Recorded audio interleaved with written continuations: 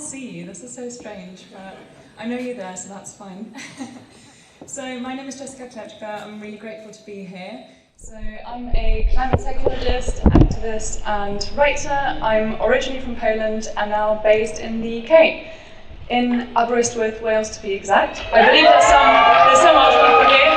Shmai, Bogdan. Really great to have some Welsh representation here.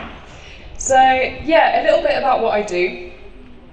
So I'm the director of research with an organisation called New Zero World. We do research on climate communication. I'm also a spokesperson for the Stop Rosebank campaign against the biggest undeveloped oil field in the UK. Has anyone here heard about Rosebank? No? Okay, we're going to chat about that in a bit.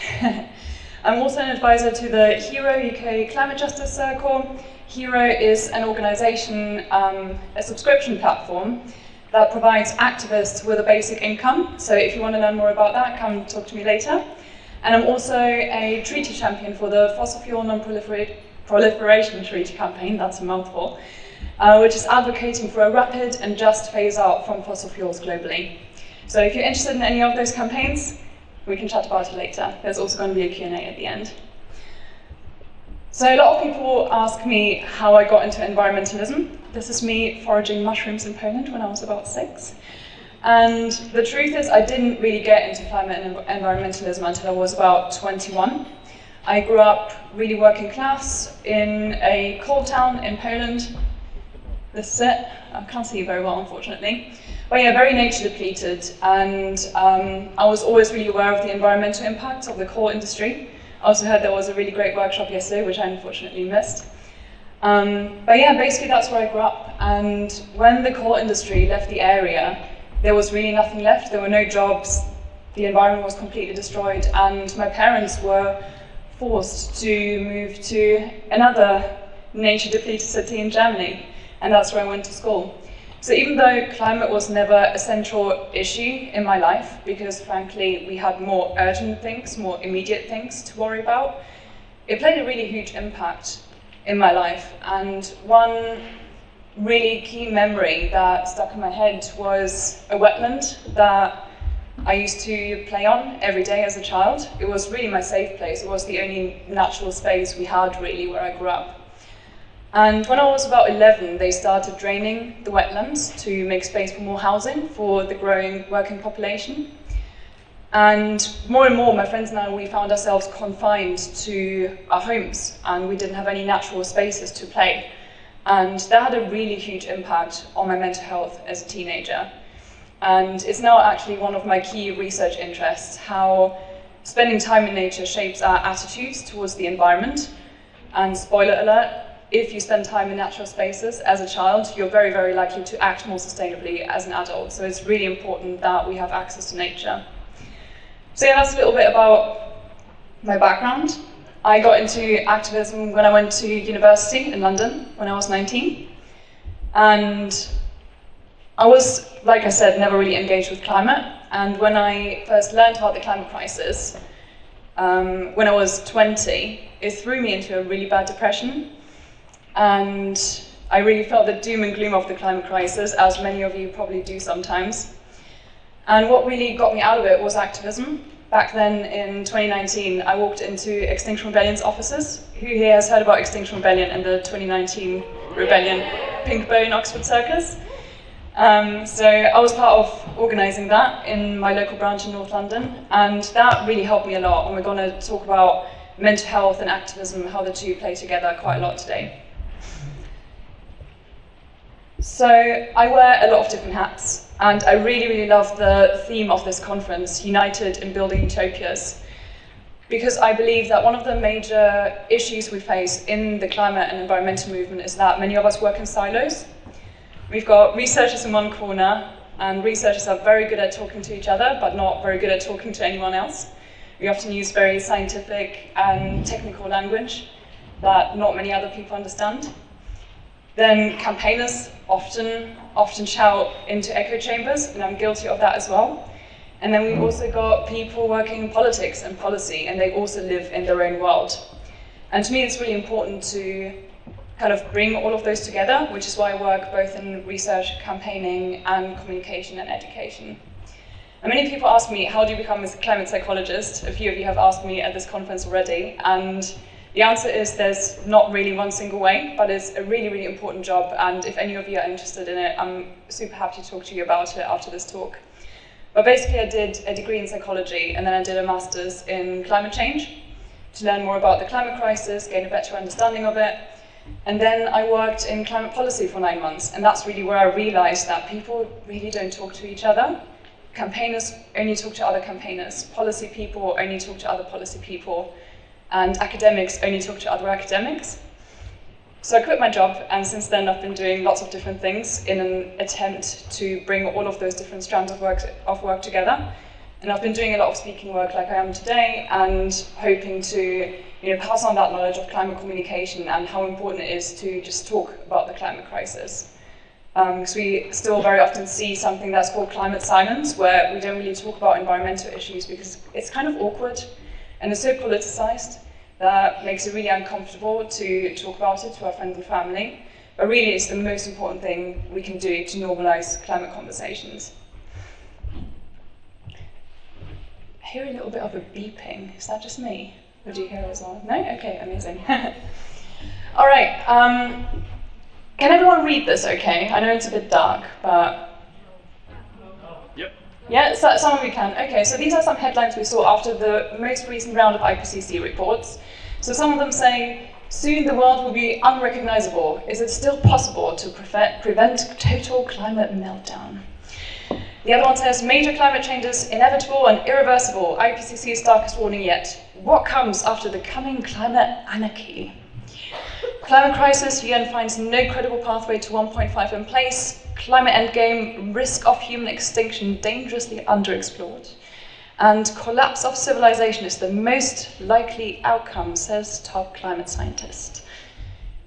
How do these headlines make you feel? Feel free to just shout. Scared. Overwhelmed help. Literally me every day. So this is a phenomenon we call climate doomism, which is the belief that it's already too late to stop the climate crisis or do anything about it.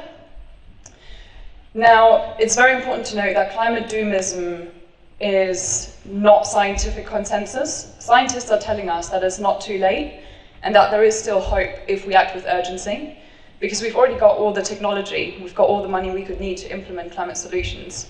We just need to actually implement them. Now, the really insidious thing about climate doomism is that the media really exploits it, because our brains have evolved to pay more attention to negative information as a survival mechanism. So if there's a tiger in front of us, our brain has to be very quick to initiate the fight, flight, freeze response and either run away or fight the tiger. So this is an evolutionary response, and brains evolve very, very slowly. So in terms of climate change, our brain processes that as the, Stone Age tiger still. And the media really exploits that, and that's why we see so many negative media headlines, because that's what gets us attention. That's what gets those media outlets clicks. So really, it's a big money-making machine. And, the stakeholder who benefits the most is, of course, the fossil fuel industry, because they don't want us to act. They want us to think that it's too late. So it's really important to recognize that not only is it not too late, it's also a huge injustice to not act, because those most affected by the climate crisis in the global south or global majority countries, those communities don't have the luxury to not act, because for them it's about survival, and we owe them to take action as some of the countries who are most responsible for the climate crisis. So yeah, negativity gets our attention, but what my research has found, interestingly, is that hope, solution, and opportunity-based framings are much, much more effective in getting people to act. And I'm going to talk a little bit more about how to communicate exactly, but that's something very important to keep in mind. So one thing climate doomism contributes to is climate anxiety. Who here has heard about climate anxiety before? Just a show of hands. Yeah, quite a lot of people. And who here has experienced climate anxiety? Also quite a few people. Would anyone like to share the definition of climate anxiety? I always find it super interesting what people say. So feel free to just shout. Don't be shy. What does climate anxiety feel like to you? Those who have raised their hand. Hopeless. Hopeless. Anyone else? Anxiety. Anxiety, yeah. Very good. So, the official definition of climate anxiety is existential dread and fear of the future with regards to the climate crisis, and fear of how the climate crisis will affect both us, our communities, and also communities around the world. Now, really important to stress that climate anxiety is not a mental illness. It's really a normal and healthy response to the planetary scale crisis we find ourselves in. But if we don't get the support we need, climate anxiety can turn into mental illness, or it can make existing mental illness worse. So it's very important that we take it seriously. This is some really great research from the University of Bath 2 years ago, and I'm going to read it out. So appreciate that some of you may not be able to read it. So they surveyed 10,000 young people around the world, and those are not activists or people who are already interested in climate change or who already care. They're just regular young people. And they found that 75% of young people think that the future is frightening. Over half of young people feel betrayed by their governments. I can relate. And most strikingly, almost half of young people say that the climate crisis is affecting their daily life and functioning. And this is really worrying to me because as a psychologist, in psychology, when an issue starts affecting our daily life and functioning, that's when we start classifying it as mental illness. This is my first scientific research, which was published last year, which is very exciting. And what's really exciting about this research is that it not only looks at the climate-related emotions of young people, it was also written by young people, which makes it quite radical in the world of academia. So we found that young people's climate-related feelings are often not taken seriously, neither by those in power nor the people around us. We're not getting the support we need, both from our communities and mental health professionals, because frankly, mental health professionals are not really trained in this fairly new phenomenon. And our third finding was that, very interestingly, our anxiety is not caused by the climate crisis primarily, but by the fact that governments have failed and continue to fail to act. Which really highlights that, we need system-level change on the climate crisis. We don't need, individual behavior change. We don't need to, we don't even need to engage with activism as individuals. That shouldn't be our primary solution. What we really need is government action for governments to take this seriously. That said, activism is one of the key ways we can look after our mental health with regards to the climate crisis. Having a feeling of purpose and that we're doing our bit can be incredibly beneficial, but it's also very important that we look after ourselves in the process to avoid burnout. Speaking about activism, the reason I always encourage people to join a climate group and do activism in whatever shape and form works for you is because activism works. So I spoke about the Extinction Rebellion in 2019, which I was part of.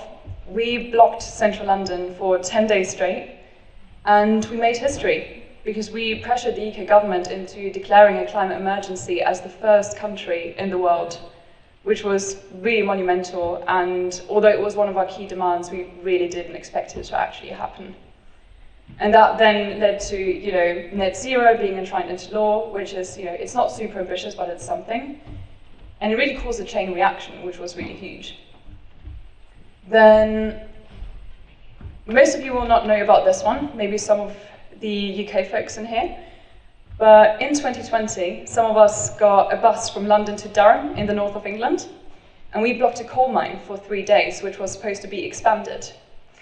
And the protest, together with local opposition by local communities, led to the coal mine expansion not just the coal mine expansion being cancelled, but the coal mine was shut down indefinitely.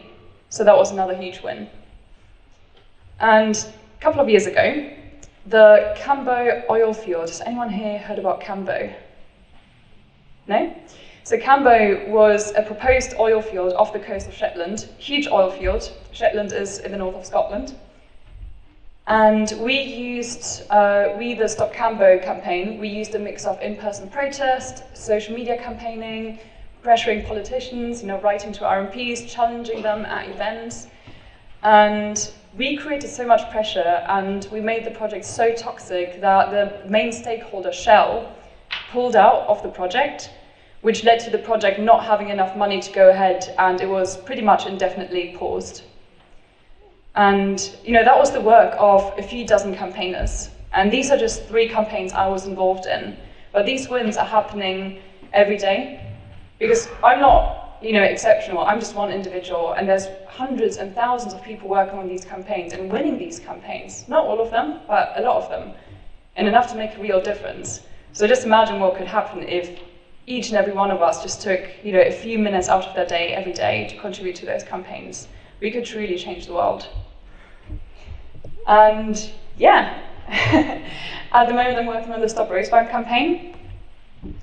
Same group, different field. Rosebank is the biggest undeveloped oil field in the UK, owned by the Norwegian oil giant Equinor. And we've employed the same strategy as with Cambo of political pressure, social media campaigning, in-person protest, but this time we're organizing on a European level. So if any of you are interested in stopping an oil field, come talk to me later, because we're organizing across the EU and Europe on this one, because it's a huge field, and most importantly, the oil from Rosebank will be exported to Europe, so it's actually undermining European climate targets as well. But protest and activism, well, protest is not the only way of doing activism. One thing I always encourage people to do is to take whatever you're already doing, or whatever you're already interested in, and bring activism into that. So 2 years ago, I did research on intentional communities, which is why I'm so excited to be here today, because it's a topic that's very close to my heart. And I analyzed how intentional communities contribute to transformative social change, so literally changing the world, and national, international policy. And so I was looking at something called Marxist theory of social change, which says that transformative social change happens when you have action at an individual, community, regional, national, and international level. And intentional communities sit across all of those levels, because people in intentional communities tend to live more sustainably, they tend to work on community projects, they tend to be involved in the wider region politically, they tend to be involved with activist groups, and they tend to connect with other intentional communities around the world. And in my research I found that some of those communities, for example one in the south of England, was really essential in bringing about the welfare state in the UK. And that's just one community. Through their work, they influenced national policy. So I visited 3 intentional communities for my research and immersed myself in them. So I really encourage you to look them up, because they're doing amazing work and hopefully could inspire some of the work in this community as well. This is Braziers Park in Oxfordshire. They are the UK's oldest secular community, so non-religious community. And they are a real-life social experiment. So they're not only an intentional community, but they're also researching themselves in real time to figure out how people can best live together in community and in harmony with the land. And they have this really beautiful permaculture garden where they're growing their own fruits and vegetables. Then we have Findhorn. Has anyone here heard about Findhorn in Scotland? Because they're quite famous. Yeah, amazing. So I visited Findhorn, which was hands down my favourite community. Such a cool place. You should definitely visit it if you're ever in Scotland.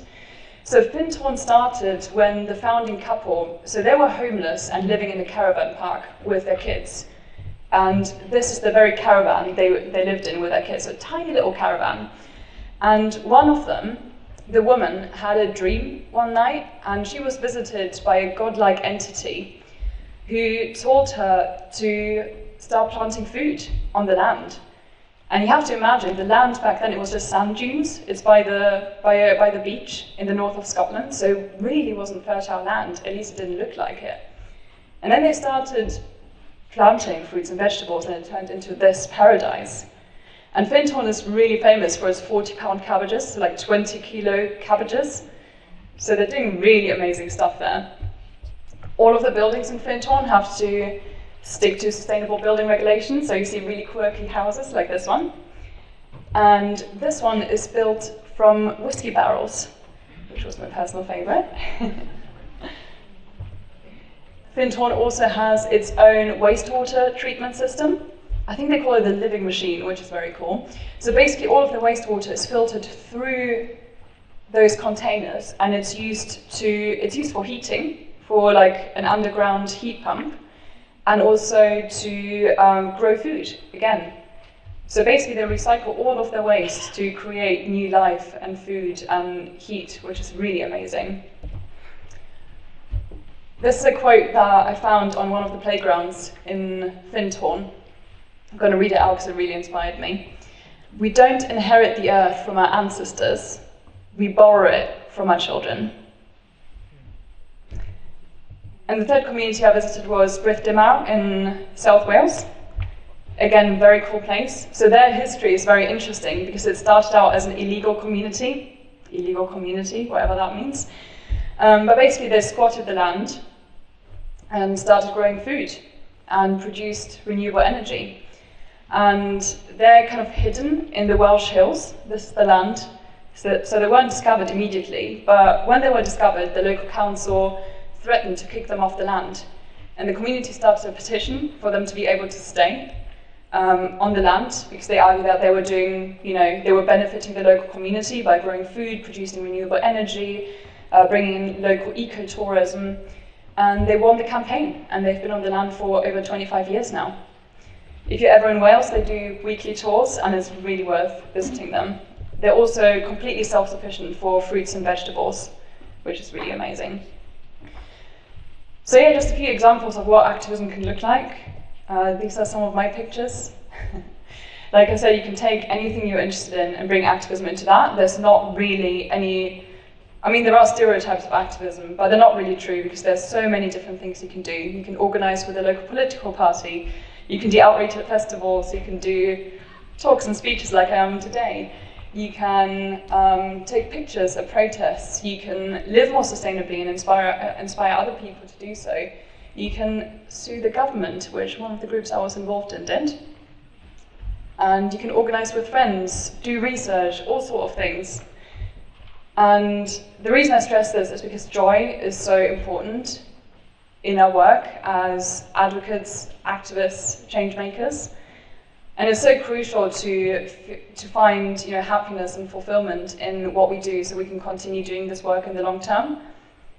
Because I'm sure that many of you who deal with environmental, human rights issues, etc., it can be really heavy at times. So it's so important that our work also nourishes us. And an exercise I often do, I hope that some of you will be able to read it, but this is an exercise called the Venn diagram. And there's basically 3 overlapping circles, and it's a reflection exercise where you ask yourself 3 questions. The first one being, what brings you joy? What do you enjoy doing? The second one being, what are you good at? What are your skills? And the third one is, what is the work that needs doing? What is needed in our movement? What do we need to change the world for the better? And it's all about finding that sweet spot in the middle where the 3 circles overlap. So finding the thing that brings you joy, that you're good at, and that is needed in the movement. So I really want to encourage you to do this exercise. I can also share these slides later, so you can do that. And even if you're not new to activism, I really, really encourage you to do that, because when I started my journey, I was organizing a lot of protests because it's something I'm good at, and that is needed, obviously, but it wasn't bringing me joy. I found it really stressful. So after a couple of years, I did this exercise and realized that maybe my role is more in research and communication. And that's what I'm doing today. I still organize the occasional protest, but there are people who are way better at that than me. Lastly, I want to talk about communication because it's something that's really important to me and it's something I spend most of my time on researching. Because I believe that the climate crisis is primarily a communication crisis. We've known the science of climate change for decades, but we're still seeing a massive gap between what needs to be done and what is actually being done. And obviously some of that is due to political, corruption, interest, etc. But a lot of it is also the lack of climate literacy. A lot of people, want to do something about climate, but they don't know where to start because that information is not very accessible, both in education and media and lots of other places. So when I talk about climate communication, I like to present something called the multiplier effect. So let's say, I can't see you all very well, but person in the striped jumper, yes you, you can sit, it's fine. Don't want to put you on the spot, but let's say this person has a really great idea.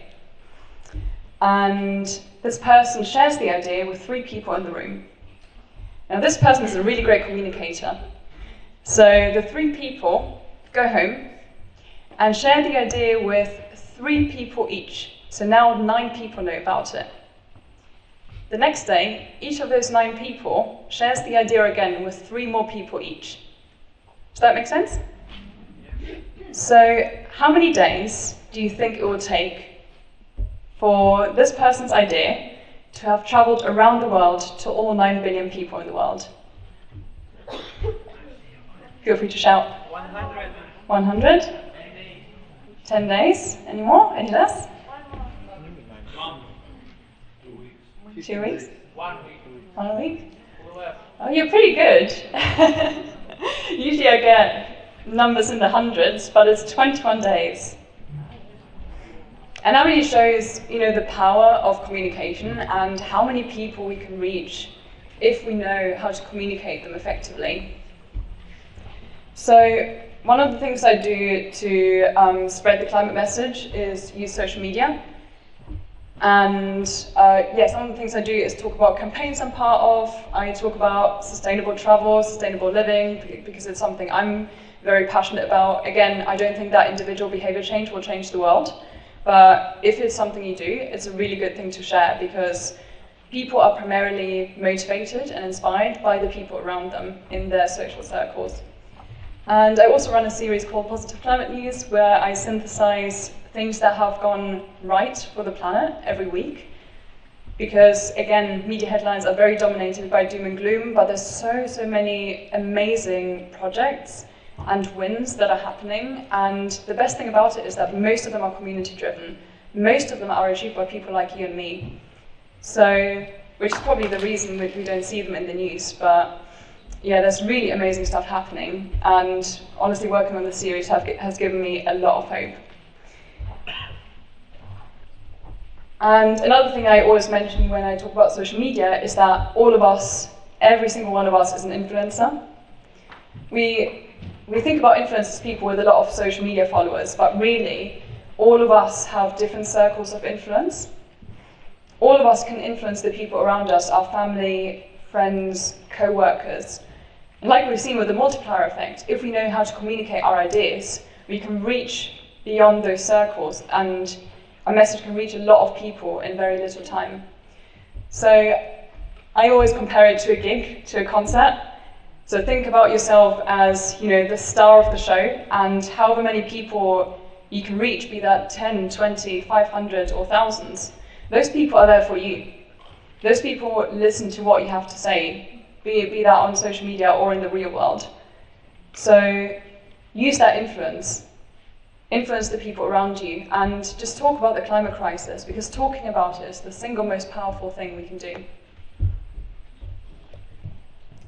So yeah, social media is literally a place where we can influence our peers and our friends, but we have to be really careful about how we package that message, and we need to be intentional about how we talk about the climate crisis.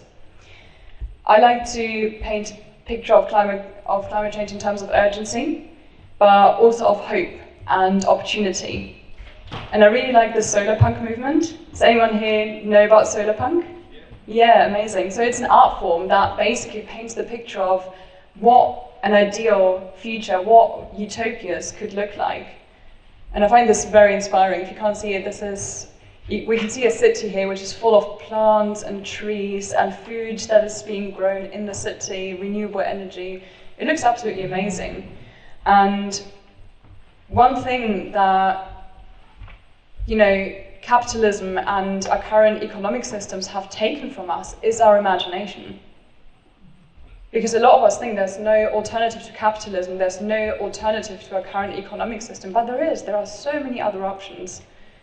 And you can apply that to politics, you can apply that to education, you can apply that to anything. The status quo is not a scientific fact. It's not, it's a current reality, but it's not always been the reality. So creativity and art can really help us imagine those better futures and start building them. So in my research, I have synthesized a 4-component model for communication. This is super simplified, but just remember it as a rule of thumb when you talk about the climate crisis. So you want to start outlining the situation. We're in a pile of poo. We're in really, really great trouble, and the situation is really dire. But second stage, there is still hope. And we can still turn things around for the better if we act collectively.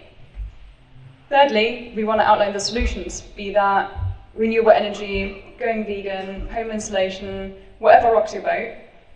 But people need to be presented with solutions because a lot of people don't know what the solutions are. And then lastly, we need action. It's so crucial that we end our climate message telling people what they can do, be that joining a climate group, emailing their MP, getting involved in their community. It can literally be anything, but taking that first step towards action is what really empowers people and gives them the agency to become change makers. And I have been writing a white paper on climate communications, so if any of you are interested in that, it's going to be published in July. And it's basically a huge literature review of all the climate communication research that's out there. It's quite accessibly written, so you don't have to be an expert in order to understand it. And it's also got a lot of contributions from youth activists, leading climate advocates, scientists, people in media, advertising, creative industries. So really what we're trying to do is build a global communications collaborative, which we call the Earth Collaborative. And we're really trying to bring all of the different strands of the climate movement together and start communicating it effectively so that we can accelerate the solutions that are already happening but are not happening fast enough. And you can get involved as well if any of you are interested in going into a climate career. We have a volunteer program, and some of those roles have potential to become paid roles as well. So you can get involved in that. And we've also got a youth program. So you can join our council, you can input into my research and be the first one to see it. And you can also come to events with us and get really exciting speaking opportunities. So if you're interested in that, come talk to me later. So yeah, the reality is that all the solutions we need to build a better world are already here. And the only thing that's missing is political will. And that's something we, the people, can change if we act collectively. So before we go into the Q&A, I want to end with a quote by Arundhati Roy, which really inspires me. And it goes like this: "Another world is not only possible, she's on her way. And on a quiet day, I can hear her breathing." Thank you.